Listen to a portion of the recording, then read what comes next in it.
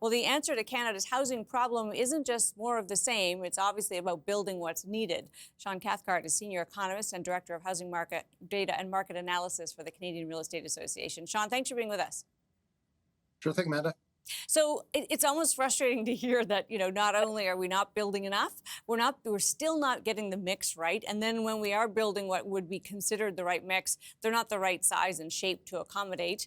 Obviously, hopefully this data points us in the right direction to make changes. But from a policy point of view, what could help loosen up some of the change we need away from the wrong type of housing? Right. Well, the federal, we know we have the Housing Accelerator Fund, which is one such lever that the federal government can use. But there's a lot of money that goes out of the federal government for a lot of things, provincial transfers and through CMHC. That sort of approach could be applied to a lot more money with housing KPIs attached that not only incentivize unit counting, which I think is what the trap that we're risk falling into here, where we double construction, but it's all the wrong stuff. Because that's what we're doing right now. 70% small apartments, and all of these young people say, I want to own a house that I can raise a family in. So that's one way. Another way would be to potentially adapt Build Canada Homes. If maybe not that first tranche of $13 billion. I understand there's another $13 billion coming behind that. Market housing is 96% of the market. Supportive housing, social housing is less than 4%. If we can get that up to 10, that would be great. But it's never going to be big enough to actually solve the meat and potatoes of this housing crisis, which is in the market.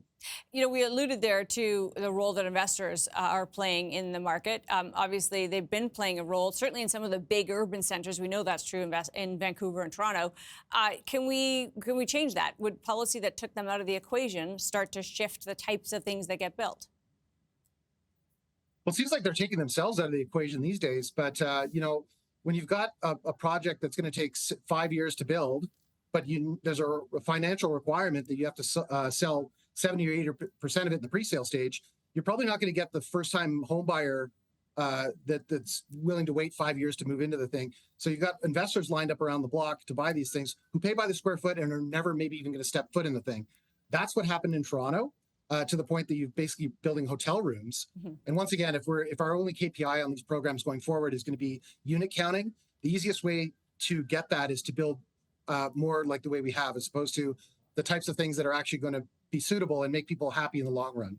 We've only got a few seconds here, but are you surprised that the dream of home ownership persists for young people, even though all they hear is it's unaffordable?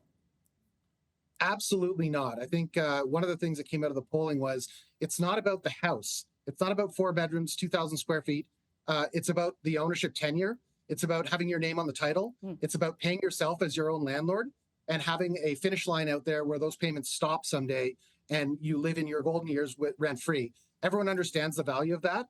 And when we ask 20-somethings, 86% of them say they still want that. But as you alluded to, when you look at the homeownership rate for, say, 30 to 35-year-olds, it's falling off a cliff. It's less than half are able to do that these days. So we've got a major problem here, and we really need to turn that around. But before we sort of light the boilers on this billion-dollar effort, this moonshot, we better make sure we're pointing in the right direction. Shaun, so good to have you. Appreciate your time.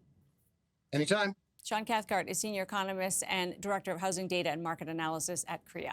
Coming up, Canada wants to be an AI leader, and that's attracting global attention. That's still ahead. But first, athletic wear company Lululemon may be beloved by the yoga set, but it is also a fan favorite for the knockoff crowd.